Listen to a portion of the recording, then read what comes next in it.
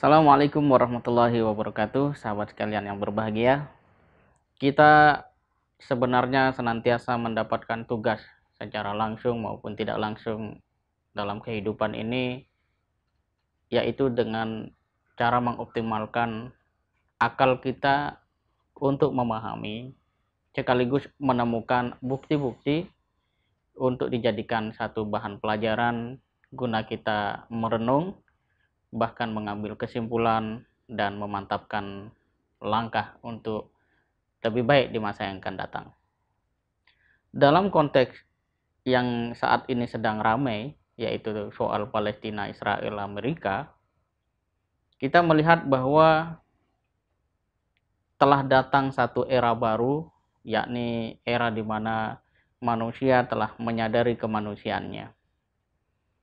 Ini bisa ditandai dengan begitu banyaknya masyarakat global yang peduli terhadap apa yang dialami oleh masyarakat di Palestina, dan mereka semacam tidak menghiraukan apa yang menjadi kepentingan para pemimpin, aspek politik, bahkan globalis itu sendiri. Sekalipun presiden seperti di Prancis ya, itu melarang warganya untuk melakukan demonstrasi, tetapi warga Prancis tetap melakukan aksi solidaritas untuk Palestina. Demikian juga dengan Amerika Serikat ketika Joe Biden berada di pihak yang mendukung Israel, tidak sedikit warga Amerika Serikat yang justru turun ke jalan membela Palestina. Ini menunjukkan bahwa sebenarnya telah hadir satu kesadaran baru, yaitu tentang kemanusiaan itu sendiri, yang menjadikan mereka tanpa peduli apakah Palestina ini Islam atau apapun itu, atau mereka ini beragama Islam atau bukan, mereka sangat yakin bahwa Palestina memang dalam posisi benar dan karena itu layak untuk didukung, ikut disuarakan dan diperjuangkan. Ini yang pertama dalam konteks apa yang terjadi secara global. Di Indonesia pun sama. Tidak sedikit tokoh-tokoh masyarakat yang secara lantang menyuarakan perihal seharusnya kita mendukung Palestina, dan di antara mereka bahkan telah mengetahui dan mempersiapkan diri dengan beberapa risiko yang mungkin ini menjadi besar atau kecil relatif tergantung dari sudut pandang mana kita melihatnya. Seperti Ade Hidayat ya, Ustadz Ade Hidayat, yang kemudian rela juga salah satu akun media sosialnya diblokir, tetapi beliau menyatakan itu sebagai sesuatu yang justru menjadikan beliau bangga karena kebenaran akan terus diutarakan melalui apapun, sekalipun dalam konteks yang telah beliau lakukan, media sosial yang tentu saja sudah memiliki sedemikian banyak, katakanlah omset gitu ya, dalam bahasa bisnis begitu ya, atau pengikut yang begitu besar dan sudah begitu dikenal masyarakat, harus ditinggalkan atau direlakan untuk hilang. Demikian juga dengan Ustadz Muhammad Fadzil Adim, beliau sangat berani dan menyampaikan keberpihakannya terhadap Palestina. Dan sahabat kalian yang berbahagia, semua ini menunjukkan bahwa era kemanusiaan telah hadir, era kemanusiaan telah muncul, dan ketika sesuatu yang baru yang dahulu itu tampil dengan agak malu, diplomasi yang begitu kuat mengarah pada bagaimana tampilan sesungguhnya disimpan, ini menunjukkan bahwa hari ini era itu telah datang. Dan banyak sekali termasuk di dalam publik ya, publik figur yang ada di berbagai negara yang juga menyatakan hal yang sama membela Palestina itu. Nah, ini patut kita syukuri karena pada akhirnya masyarakat global memahami dan di Indonesia juga menyadari soal Palestina adalah pemicu hadirnya kemanusiaan, pembelaan, dan tuntutan kemerdekaan itu sendiri. Dan itu bisa dibuktikan dengan banyaknya suara-suara yang secara sadar menyampaikan aspirasi tentang kemerdekaan Palestina dan menuntut ya Israel untuk dihukum, Amerika Serikat bertindak secara objektif, adil, tulus dan jujur. Nah, itu kalau kita lihat kaitan dengan kasus yang terjadi di Palestina yang kemudian memberikan satu magnet power terhadap masyarakat baik global maupun di tanah air, memberikan suara-suara kemanusiaannya. Nah, bagaimana kaitan dengan isu di dalam negeri? Sebenarnya Indonesia ini memang unik ya. Bangsa kita ini adalah bangsa yang ya seperti banyak di stiker WhatsApp itu kalem gitu ya.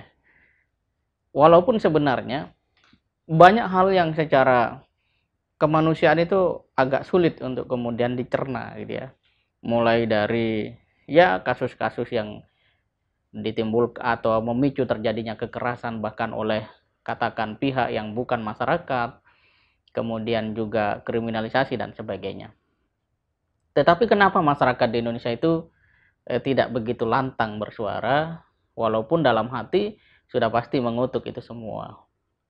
Ini dikarenakan pertama masyarakat Indonesia melihat bahwa apa yang terjadi saat ini betul-betul sebagai sebuah ketidakamanahan ya, atau kekurangamaнаhan kepemimpinan di dalam menjalankan fungsi-fungsi dan kewenangan yang telah diberikan sedemikian besar. Yang kedua, ada saluran formal secara politik yang bisa digunakan nanti untuk kita bisa melakukan sebuah perubahan, dan itulah yang disebut dengan sistem demokratisasi. Dan yang terakhir, orang-orang Indonesia memang cenderung untuk legowo ya, artinya berbesar hati, ya biarkan saja. Kalau bahasa seseorang yang cukup fenomenal di negeri ini pernah mengatakan, setiap orang ada masanya, setiap masa ada orangnya. Jadi orang-orang Indonesia ini memang yakin bahwa siang dan malam itu dipergilirkan, maka kepemimpinan juga sama dipergilirkan.